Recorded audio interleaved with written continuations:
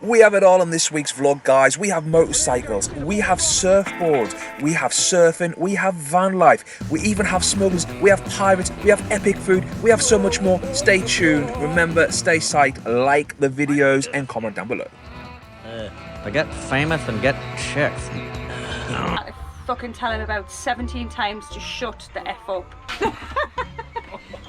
There's no getting up quick. I don't feel like I can straight me back. Onto the southwest coast path, taking in many of its beautiful views. Pirates and smuggler boats. Pirates have so long infected our coasts, and in the last week taken 20 vessels which are harbored in Newquay.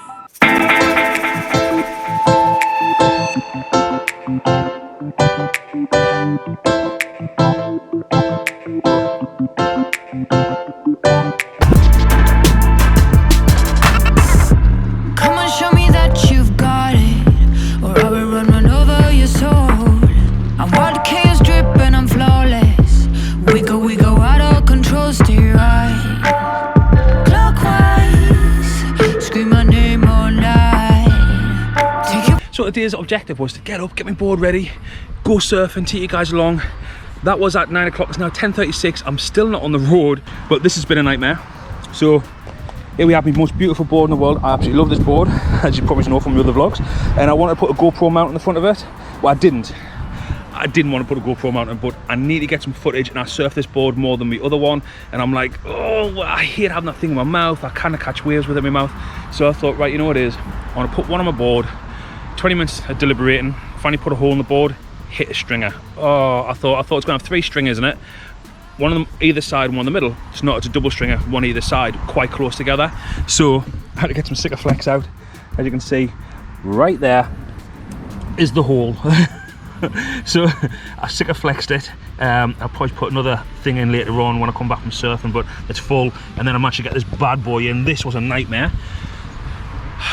I only had to set them like nippers to cut wires, so I've had to trim it all down and take edges off it to get it to fit in. And people keep asking us, well, you don't film when you go to the beach on your motorbike with the surfboard and all that kind of stuff. So today's objective is to try and do that. It's about 4 foot, picking up to 5 foot later on, and have a good surf. So that's my objective. So let's get this done and let's get on with it. So guys, breakfast this morning: cottage cheese, coffee and a banana. That's what's been going on this morning, plenty of protein. Next thing I need, because sun's out, is some sunscreen and stuff. So Set Mineral sunscreen, highly recommend this, really good. Zinc for the lips, or we have the zinc stick basically, so you can put that across your cheeks and everything. So what's my surf kit today? Let's have a look. Barely seeing here, but got some little XL 2mm reef booties, my 10-foot leash, Rashi, Buell 3.2 wetty, and that's my surf bit I'm going to be taking. Can't forget a screwdriver for the fin, and of course my favourite fin.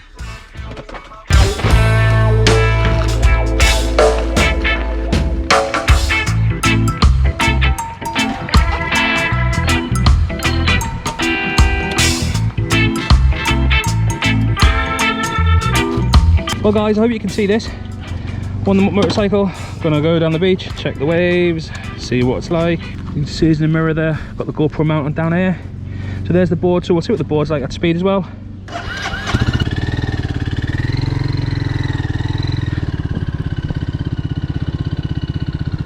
So cool, I'm gonna go and get some surf. I've got the cameras with me because I want to try and get some footage and stuff. Hi everybody! See how it goes. I'll catch you in a bit. Love you, bye! Trying the GoPro mount a different way today, and it's already proven annoying. Now the wind today is about 20 or 30 miles an hour, and that's what it's like with the board on the side. What does it feel like right now? Just to give you a heads up, when the wind blows into the side of me, I do feel a slight push. And there's the board, you can see bouncing just a little bit, but you can also see my road stability. I've got a slight lean to the left just a little bit. I mean, now I was doing 40.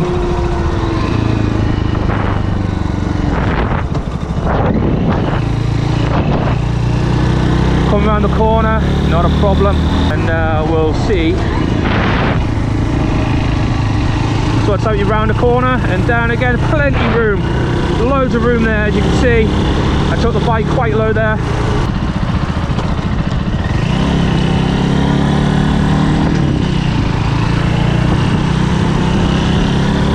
And there we go. And I'll show you it's like going up the big bank as well, because when this thing goes up a bank, the wind can catch it. From the start off and spook the horses. But here we go, you can see the board rocking now. Oh, it's just bouncing. Whoa, that blew me.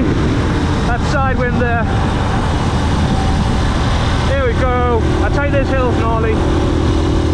Oh, it's blowing me into the other lane. How sketchy is it?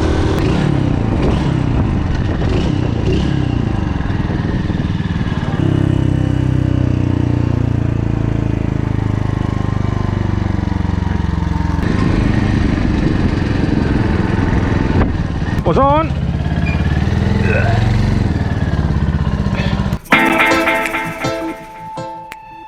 I went to see the boys down at Newquay Water Sports just down the harbour, parked up the bike, got ready to go for a surf.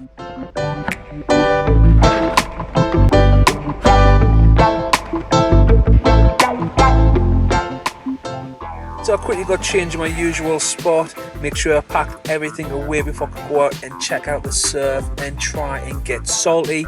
But it didn't quite go to plan. All was good, and then, well, this is pretty much how almost every single wave went.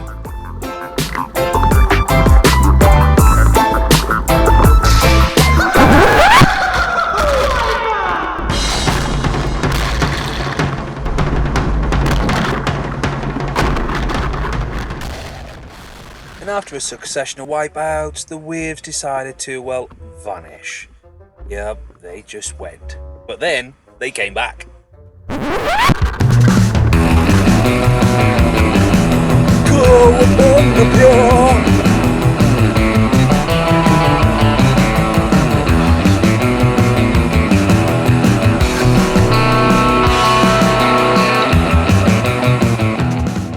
Why did we do this again? To get famous and get chicks. Guys, just back. That was pretty epic. Hopefully I've got plenty of footage for you to see how it went. Just down Newquay Water Sports. Shout out to those guys. What's on, Sam? What's happening? Well, good. Cleaning. Cleaning. Taking care of business. Dude. Alright. double Dettol domestos cleaning.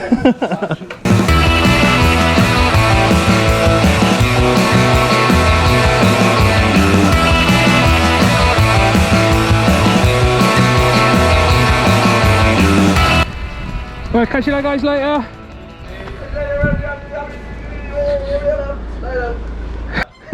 Sweet. See you later.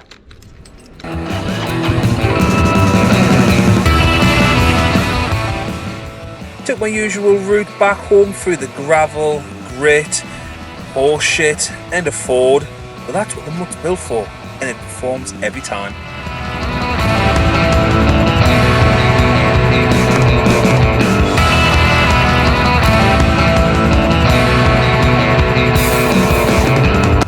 Well guys, hope you enjoyed that little bit of adventure.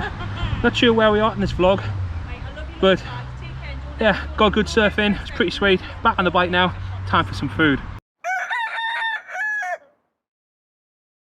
Pleasant morning to everybody watching us on YouTube today. What day is it today? Tuesday. It's sunny, it's breezy. Check that out. It's breezy. It is breezy. I've already been up, been to the post office, I've done my work. I'm gonna have coffee. Steve is feeling a little bit today, aren't you? I feel like I'm like 100 a day. You don't look like 100. Nah. But yesterday I went out, had an epic surf, it was really... And then today my back is broken, I fell off my board, I jumped off my board and was shallow and I jarred it. And I went, fell right from my shoulder, my neck, my back, and now I'm in really bad pain and I'm on loads of ibuprofen and stuff to try and ease It was so bad that last night he was lying on his back snoring. I had to fucking tell him about 17 times to shut the F up, because I could not sleep anyway. So today, oh look, he's got his yoga mat out. He's going to do a little bit of yoga, see if he can stretch it out, aren't you? I'll try. I've already spent 20 minutes last night Steve was lying from here to here with me standing and sitting on his back. Trying to make it crack. It did crack once, but yeah, so get out there, get some yoga done. Come on, yoga camp. Stevie, Stevie, Stevie. There's no getting up quick. I don't feel like I can straight me back. There is no getting up quick. If anybody's got any tips or comments about how you can get rid of this lumbar injury, Steve's got no patience either, so he wants it gone today It's gonna be so gone. he can surf tomorrow. Steve is not one for sitting and recovering, it does his head in. Mind you, I'm not neither. I'm just in pain, man. I always believe a good way of dealing with a bad back is to get it moving. So I decided to do a bit of yoga, open up the hips a little bit, stretch out the back a little bit, and then I got the foamy out and decided it was some pop-up exercise time, just working on a thing called sweep. You slide the legs underneath you, or slide. Pretty epic, but I got it nailed in the end. But back is much better now. On the campsite while the guys are getting a new patch ready to put in a brand new static caravan for the 2022 season, I need to go and take my bike to the service station at Bournemouth, so that's what I'm off to do next.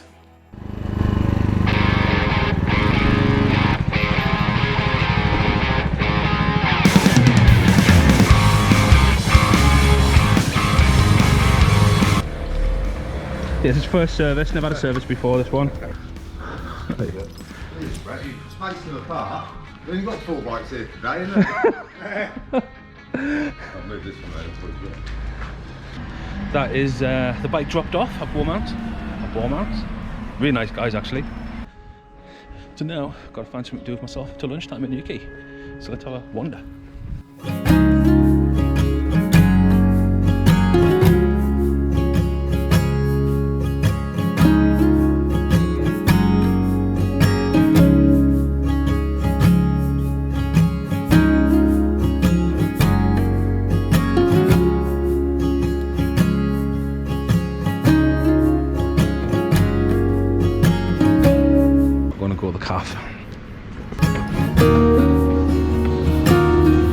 Right, I'm gonna go for the avocado breakfast salad, please. It's one of my favourite things in here.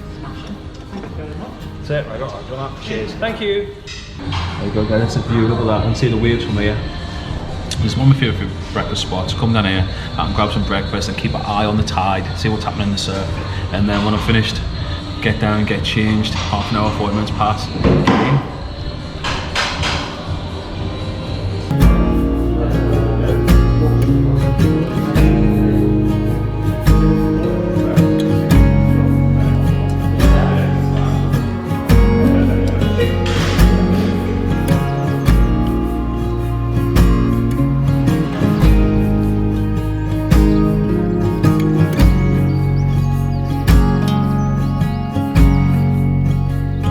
So I decided to go for a nice little walk off breakfast, get some steps in.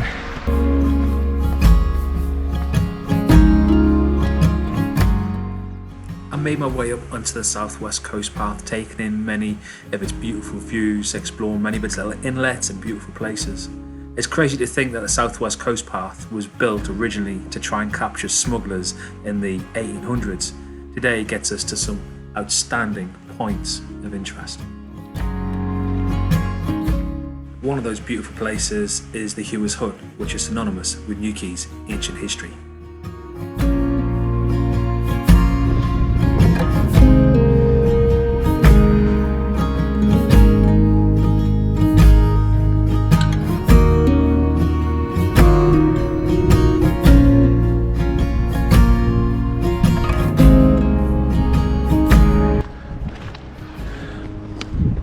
Low horn.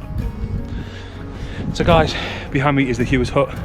It was built around about the 1400s, I believe. I think it was originally started life as a hermitage for someone to light the beacon fires to guide the ships into port. As far as I'm aware, there used to be like beacons on all the headlands all the way around, and I'm pretty sure it was used for multiple things, apart from just guiding ships.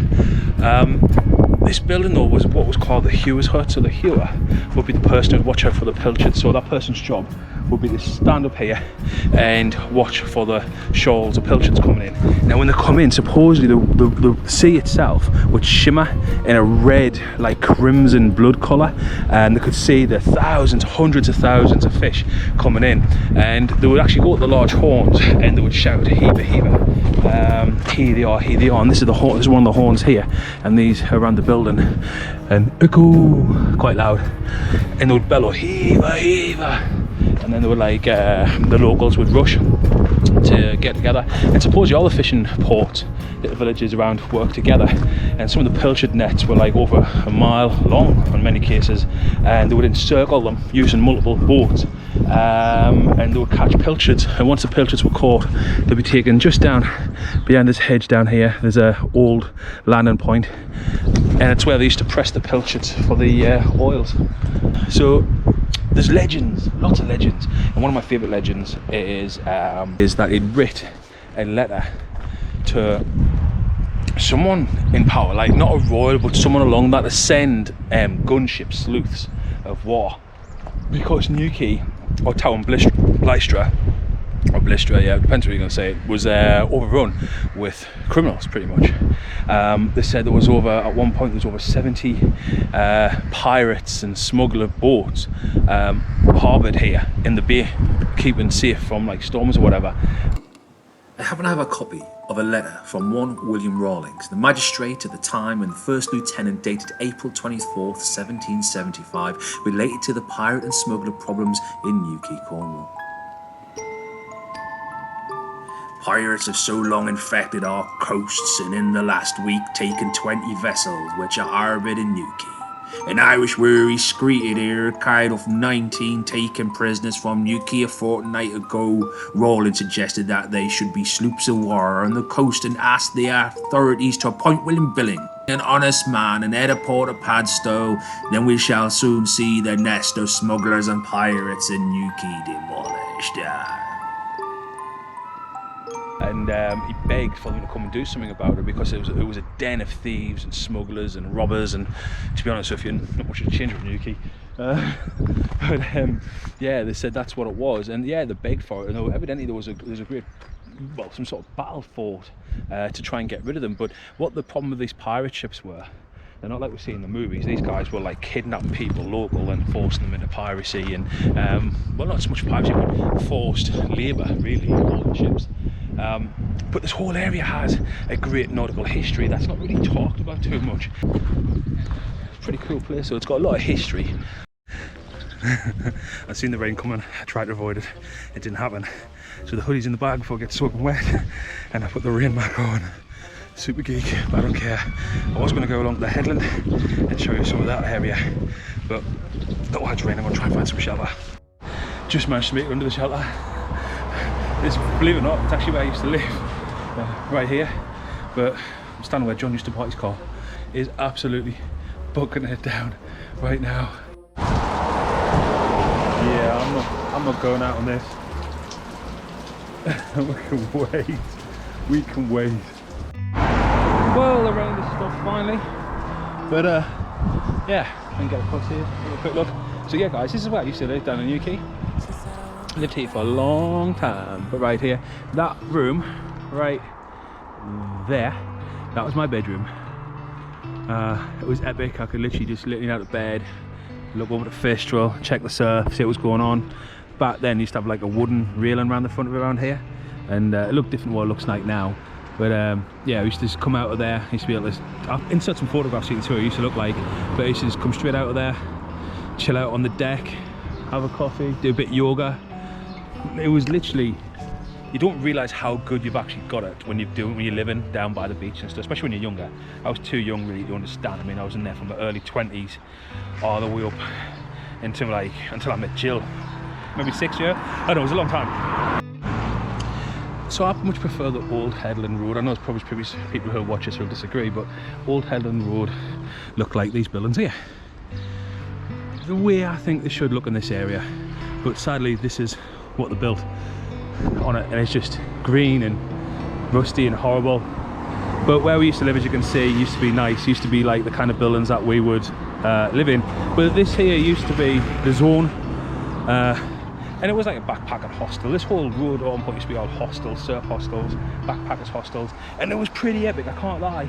Being a young person here in your early 20s, during the time, you know, this is early 2000s, it was epic. It was like late 90s, early 2000s was the time when this place was going off for the surf kind of scene and stuff. I'm not quite the same anymore. I also want to say thank you to all of the new subscribers. You're all legendary. We literally put the video out of van life in Newquay. If in like basically like straight away, it jumped over 1,000 views. Straight much in 24 hours. Now it's well over that at the point of doing this, and the subs just went loads of people comment first time watcher. So the algorithm, we must have done something right, must have hit the algorithm, and it give people a snippet, a taste of what we do. And as soon as people seen it, we've got subs and we've got comments and lots of stuff, lots of love and everything. So if you're watching this for the first time, guys, please do leave that big thumbs up comment, comment on the bottom of it, subscribe, share. People have been sharing, and that's working as well. So if you've got friends, van life communities you're in, pages, whatever like that, and you want to share some of our vlogs, share them about, let people see them. It's great to be part of that community anyway. But right, let's get on with today and let's see what's happening. See ya.